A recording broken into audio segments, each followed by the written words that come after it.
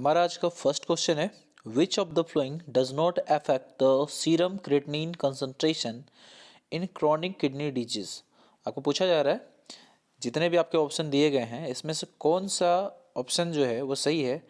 ये पूछा जा रहा है कि जो क्रिएटिनिन सीरम क्रिएटिनिन लेवल है कंसंट्रेशन है क्रॉनिक किडनी डिजीज में वो उसको अफेक्ट नहीं करता। तो इसका राइट आंसर हो जाएगा ऑप्शन सी फ्लूइड ओवरलोड। ठीक है, यानी जो फ्लूइड ओवरलोड है ये इसका राइट आंसर हो जाएगा। यानी ये सीरम क्रिएटिनिन कॉन्सेंट्रेशन को अफेक्ट नहीं करता। ठीक है, चलिए नेक्स्ट क्वेश्चन देख लेते हैं।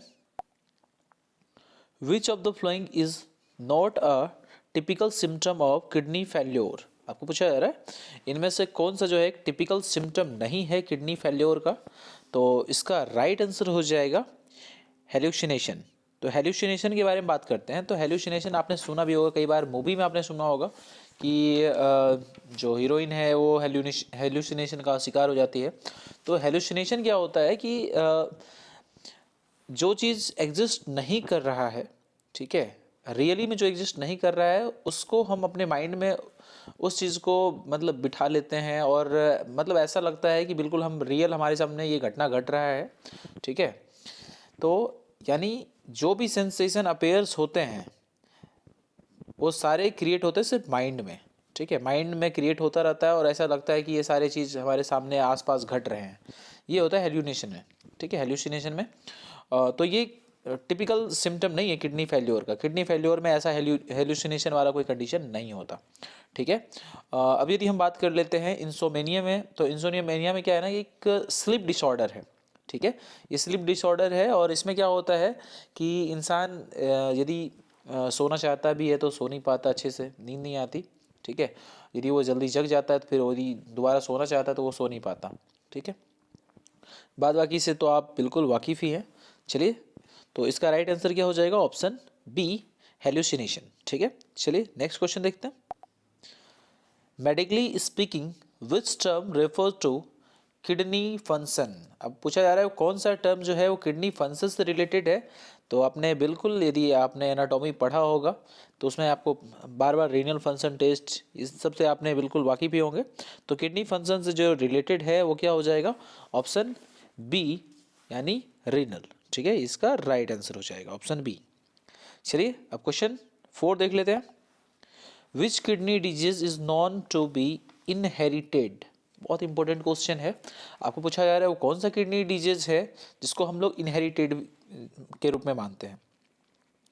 तो इनहेरिटेड समझ में आ रहा है। इनहेरिटेड यानी जिस वैसे ट्रेड्स जिसका ट्रांसमिशन होता है एक जनरेशन से दूसरे जनरेशन में। तो यहाँ पे ये ट्रेड तो नहीं है, ये एक डिजीज है। तो ऐसा डिजीज किडनी डिजीज जो एक जनरेशन से दूसरे जनरेशन में ये ट्रांसमिट होगा। ठीक है, तो यहाँ पे ऐसे कौन से किडनी डिजीज दिए गए हैं जो इनहेरिटेड हैं। तो इसका राइट आंसर हो जाएगा ऑप्शन डी पॉलीसाइस्टिक किडनी डिजीज। ठीक है, तो पॉलीसाइस्टिक किडनी डिजीज जो है ये इसका राइट आंसर हो जाएगा। आपने सुना भी होगा, आपने एडीपीके का नाम सुना होगा। तो एडीपीके क्या है, autosomal dominant polycystic kidney disease. तो ये जो पॉलीसिस्टिक किडनी डिजीज है एडीपीके, तो ये क्या है, इनहेरिटेड किडनी डिजीज, यानी इनहेरिटेड है। ये ट्रांसमिशन होता है पेरेंट्स से ऑफस्प्रिंग में। ठीक है, और इसमें आपको कुछ जो इम्पोर्टेंट बात है, तो इसमें होता क्या है कि इस कंडीशन में जो किडनी होता है, किडनी में एक सिस्ट डेवलप हो जाता है। और सिस्ट में क्या होता है कि एक छोटा सिस्ट मतलब क्या, एक छोटा सा स्मॉल सैक जो होगा वो फ्लूइड से भरा हुआ होता है। ठीक है, स्मॉल फ्लूइड फिल्ड सैक जो होता है ये क्रिएट हो जाता है। इसकी वजह से ये सिस्ट का फॉर्मेशन होता है किडनी में। ठीक है, और जो बच्चे इससे अफेक्ट होते हैं तो ये मतलब ये जो कंडीशन है ये बहुत जल्दी ये नोटिफिएबल नहीं है। इसको हम बहुत जल्दी इसको नोटिस नहीं कर सकते हैं। ये जब तक ये सिस्ट जो है वो ग्रो होके काफ़ी बड़ा नहीं हो जाता है तब तक ये नोटिस नहीं हो सकता है ये कंडीशन। ठीक है, तो कई बार ये 30 साल से 60 साल के बीच के जो बच्चे मतलब पर्सन होते हैं उनमें इसको डिटेक्ट किया जाता है। ठीक है, यानी तब तक तो बिल्कुल पता नहीं चल पाता। सिम्टम क्या है, यदि किसी को एडीपीके है तो उसमें सिम्टम क्या क्या है, तो एब्डोमेन साइड या लोअर बैक जो साइड्स है वहाँ पे क्या होगा, पेन होगा, ठीक है, तो टमी पेन बोल सकते हैं। उसके बाद जो यूरिन में है ब्लड आना, ये इसका एक सिम्टम है, हेमेटूरिया, ठीक है। उसके बाद और हाइपरटेंशन यानी ब्लड प्रेशर जो होता है बहुत काफ़ी बढ़ जाता है। Kidney stones, UTI urinary tract infections, kidney जो फंक्शन होता है वो काफ़ी मतलब लॉस हो जाता है, यानी सीकेडी, क्रॉनिक किडनी डिजीज हो जाता है। तो ये सारे इसके सिम्टम हैं, ठीक है। आई होप कि ये अच्छे से आपको समझ में आ गया होगा इनहेरिटेड जो किडनी डिजीज है उसके बारे में। चलिए नेक्स्ट क्वेश्चन देख लेते हैं। A doctor who specialized in kidney disease is called. आपको पूछा जा रहा है वो डॉक्टर जो स्पेशलाइज होते हैं किडनी डिजीज के लिए उसको हम क्या कहते हैं, तो इसका राइट आंसर हो जाएगा ऑप्शन सी, नेफ्रोलॉजिस्ट, ठीक है। आपने नेफ्रॉन के बारे में तो सुना ही होगा कि नेफ्रॉन जो होता है किडनी का फंक्शनल यूनिट है, ठीक है। तो यहाँ किडनी से रिलेटेड है तो याद रखने के लिए आपको बिल्कुल नेफ्रॉन को याद रखना है। तो नेफ्रोलॉजिस्ट जो होते हैं वो किडनी डिसऑर्डर्स को देखने वाले जो डॉक्टर होते हैं वो नेफ्रोलॉजिस्ट कहलाते हैं, ठीक है। अब जो बाद बाकी जो ऑप्शन है उनको भी हम देख लेते हैं। यूरोलॉजिस्ट के बारे में यदि हम बात करें तो यूरोलॉजिस्ट जो होते हैं ये यूरिनरी ट्रैक्ट से रिलेटेड यानी मैन या वुमेन के जो यूरिनरी ट्रैक्ट से रिलेटेड जो डिजीज होंगे उसको ये डायग्नोस करते हैं और उसको ट्रीट करते हैं, ठीक है।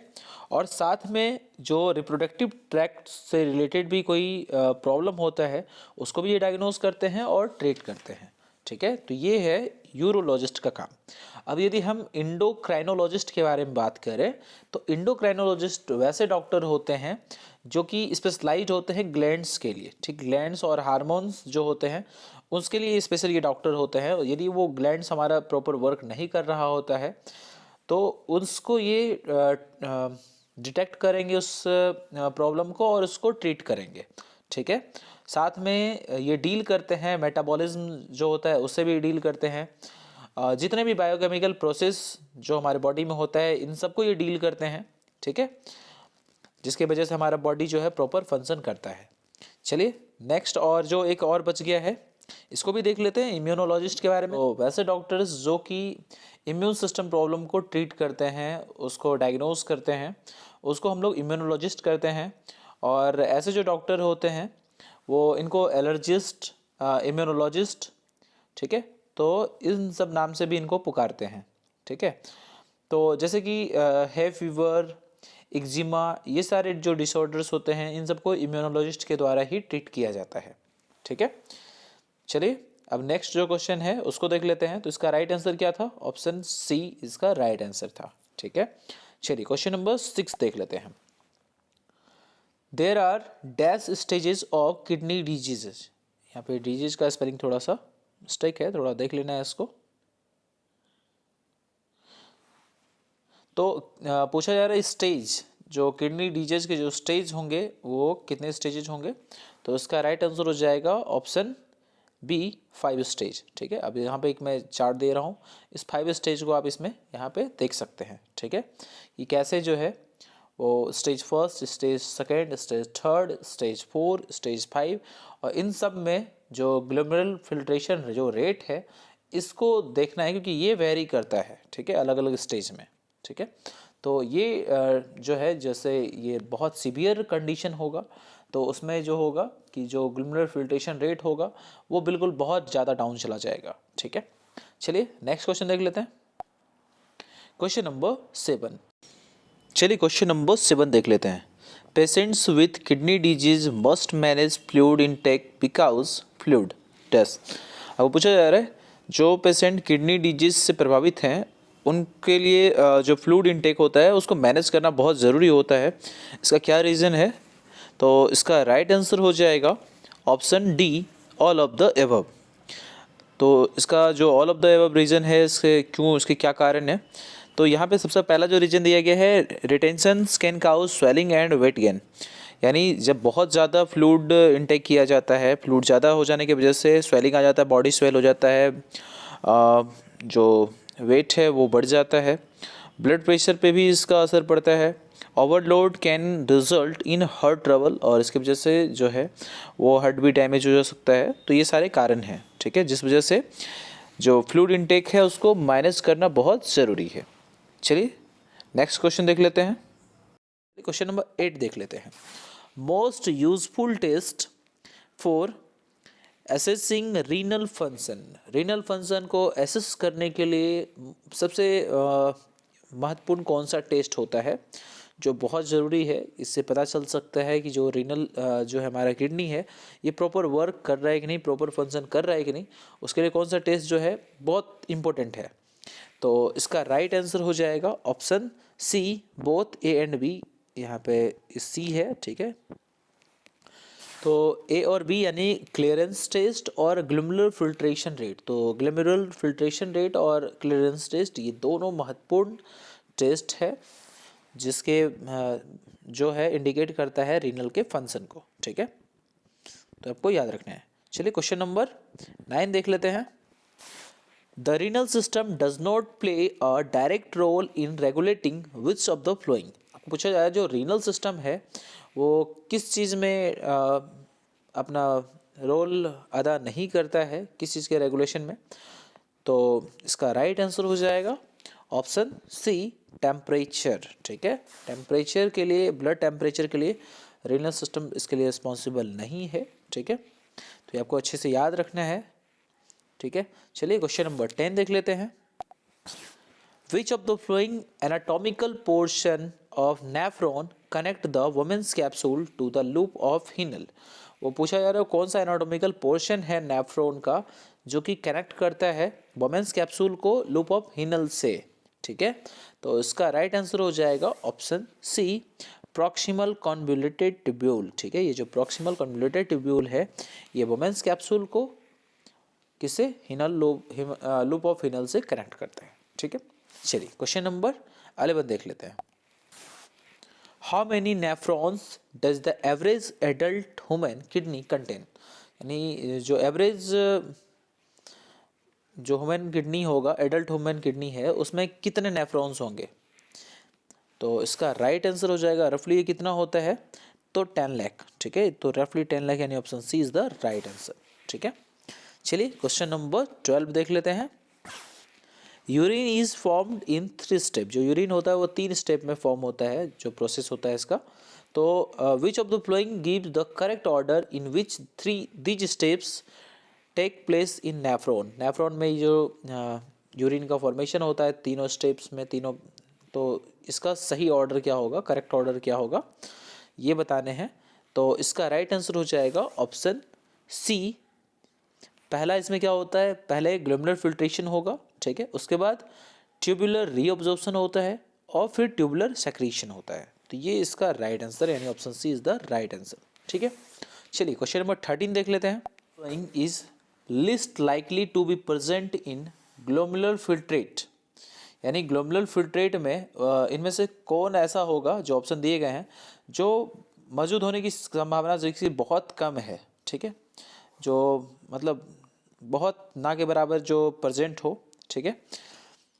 कब, तो the filtrate produce by the nephron before it enters to the loop of Henle. यानी जो फिल्ट्रेट जो प्रोड्यूस किया जा रहा है नेफ्रॉन के द्वारा, जब वो loop of Hinal of loop में प्रवेश करेगा तो उस समय की ये बात कही जा रही है, ठीक है, कि इसमें से कौन सा फिल्ट्रेट जो है जिसकी प्रेजेंट होने की, मौजूद होने की संभावना सबसे कम है, ठीक है।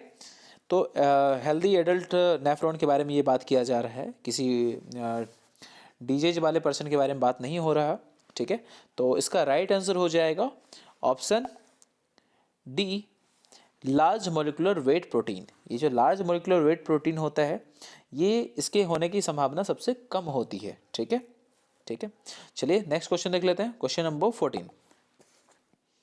Question number 14, presence of which of the following in the urine even in small amount is indicative of a possible problem in the renal system of patient। आपको पूछा यार इनमें से कौन से ऑप्शन हैं, जो ऑप्शन में जो दिए गए हैं वो कौन सा ऐसा यहाँ पे जो सब्सटेंस होगा जो प्रेजेंट होगा यूरिन में, मतलब कम अमाउंट में, जो इंडिकेट करता है कि रीनल सिस्टम प्रॉब्लम है, ठीक है।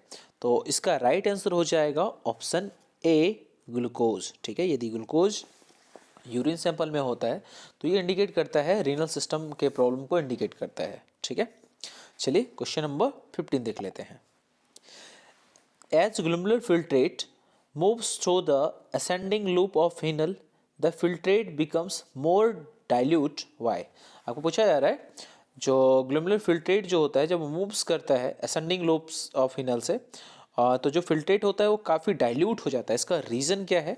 तो इसका राइट आंसर हो जाएगा ऑप्शन बी, यानी the ascending loop of Henle is permeable to ions but impermeable to water. ठीक है, क्योंकि यहाँ पे क्या होता है जो असेंडिंग लूप ऑफ फिनल जो होता है वो आयंस के लिए परमिएबल है लेकिन इम्परमिएबल है वाटर के लिए। ठीक है, तो उसका आंसर ये ज़्यादा डाइल्यूट हो जाता है। ठीक है, चलिए नेक्स्ट क्वेश्चन देख लेते हैं। Question number 16, fibrous connective tissue that surrounds each kidney is the. जो फाइब्रस कनेक्टिव टिश्यू जो किडनी के चारों ओर होते हैं प्रत्येक किडनी में, तो उसको हम लोग क्या कहते हैं, वो क्या है? तो इसका राइट आंसर हो जाएगा ऑप्शन डी, रीनल कैप्सूल। ठीक है, वो रीनल कैप्सूल उसको बोलते हैं। ठीक है, चलिए क्वेश्चन नंबर 17 देखते हैं।